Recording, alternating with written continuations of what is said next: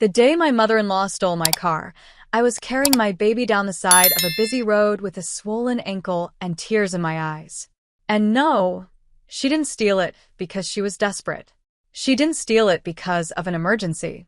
She took it because she wanted to remind me who was in control. When I demanded my keys back, she smiled and said something I'll never forget. As long as you're living under my roof, you'll do things my way. What happened next shocked even me, because 2 hours later, my father pulled up beside me, rolled down his window, took one look at my condition and said, "Get in." Then he looked toward my mother-in-law's neighborhood and added 5 words that changed everything. "This ends tonight, right now." And before we continue, if you're enjoying the story, please take a moment to subscribe to the channel. It really helps us bring you more powerful stories like this. And I'm always curious, where are you watching from? Drop your country in the comments. I love seeing just how far these stories travel. Now, let's get back to the story. I never imagined that moving in with my husband's mother would become one of the most stressful periods of my life. At first, it was supposed to be temporary. My husband, Jake, and I had hit a rough financial patch after he changed jobs. We weren't drowning, but we needed a few months to get back on our feet. When his mother offered us a place to stay, it seemed like the perfect solution. At least, that's what I thought. The first week wasn't bad. She welcomed us in, showed us around, and kept reminding everyone that family should help family. By the second week, things started changing. She had opinions about everything. The way I folded laundry was wrong. The way I fed my baby was wrong. The way I organized our room was wrong. At first, I laughed it off. Everyone has quirks, right? But her comments slowly turned into rules. She decided when meals were served. She decided when guests could visit. She even criticized how long I spent outside with my baby.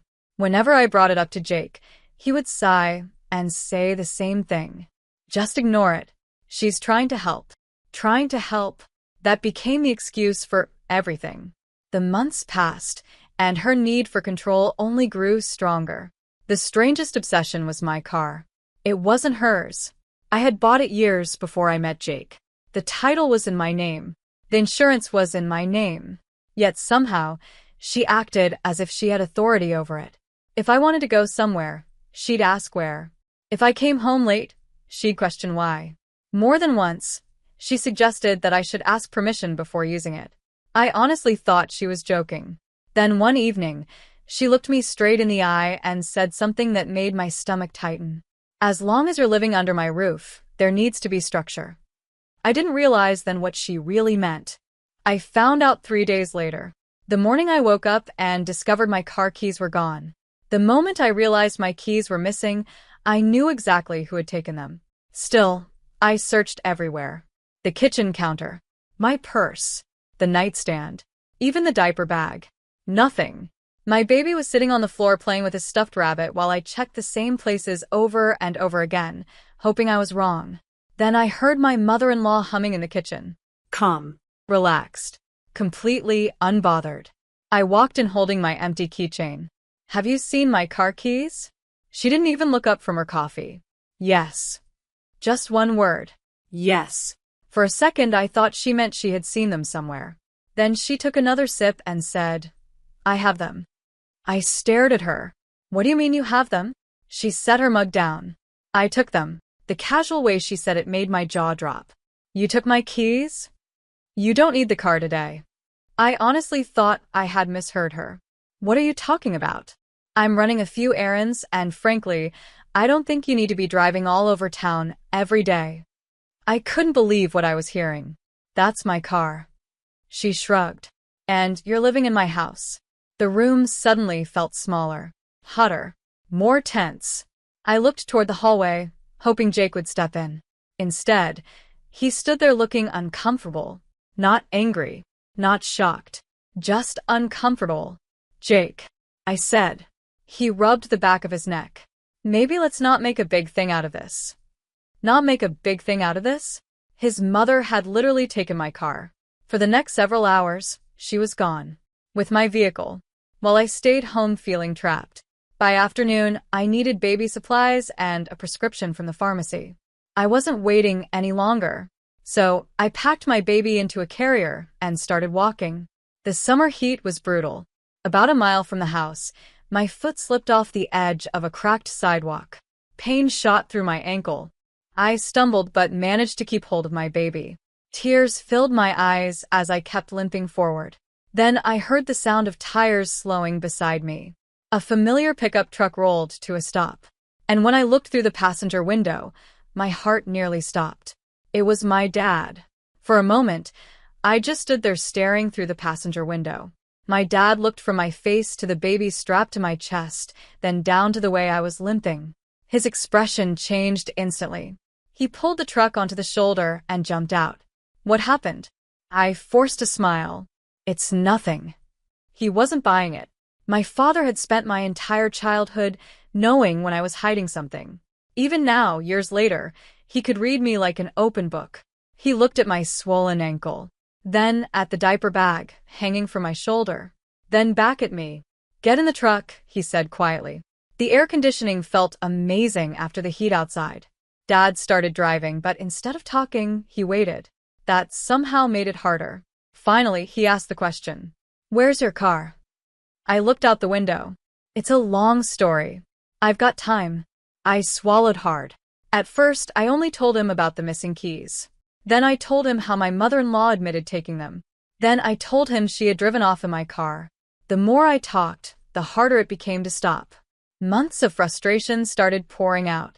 The constant criticism, the rules, the control. The way I felt like a guest instead of a member of the family. The way Jake always asked me to keep the peace. The way everyone acted like her behavior was normal. Dad listened without interrupting. Not once. When I finally finished, the truck was silent. He gripped the steering wheel a little tighter. How long has this been going on? I hesitated. Honestly, since we moved in. His jaw tightened. I suddenly heard how bad it sounded when I said it out loud. For months, I had been explaining it away, making excuses, telling myself it wasn't that serious. But hearing the whole story at once made it impossible to ignore. Dad glanced at me, then at his grandchild sleeping peacefully in the carrier. His expression hardened. Not angry, determined. The kind of look he got when he had already made a decision. Finally, he broke the silence. Get comfortable. I frowned. Why? His eyes stayed on the road.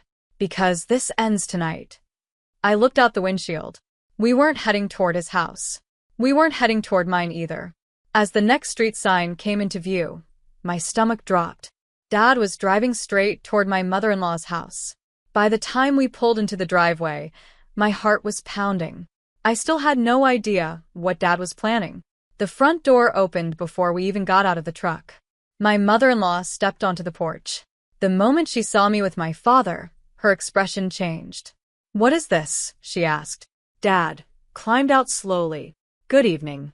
She crossed her arms.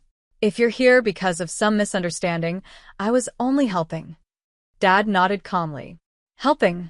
Of course. Someone has to keep things organized around here. There it was.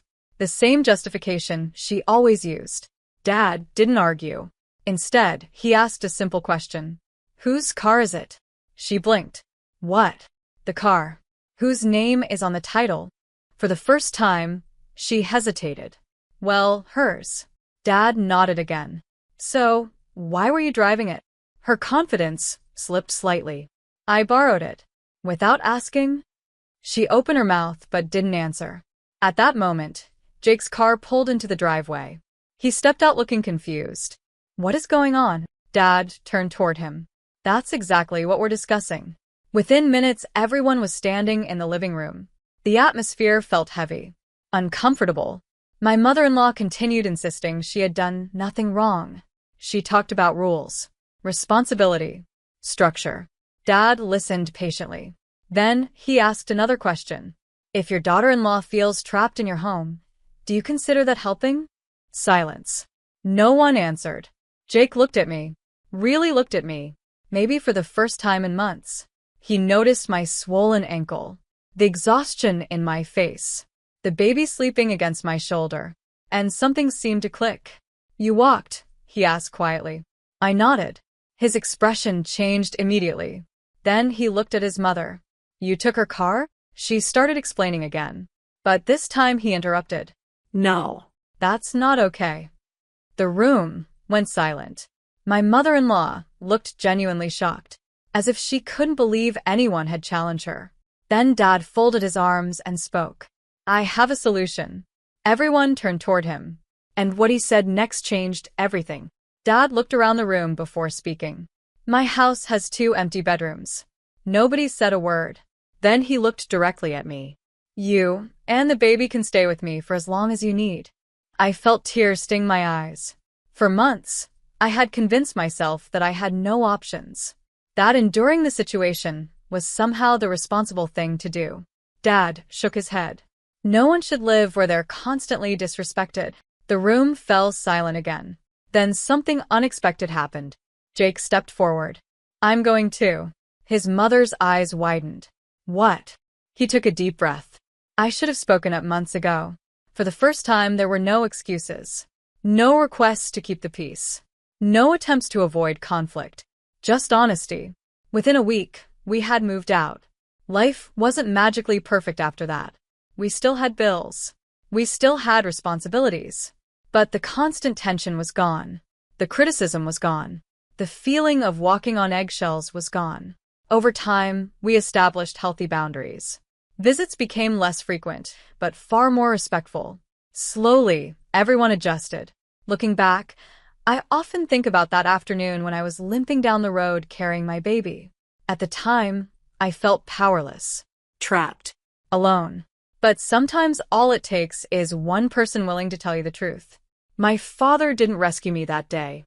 He reminded me that I never had to accept being controlled in the first place. And the moment he pulled over and said, "Get in. This ends tonight," wasn't the end of our story. It was the beginning of getting our lives back.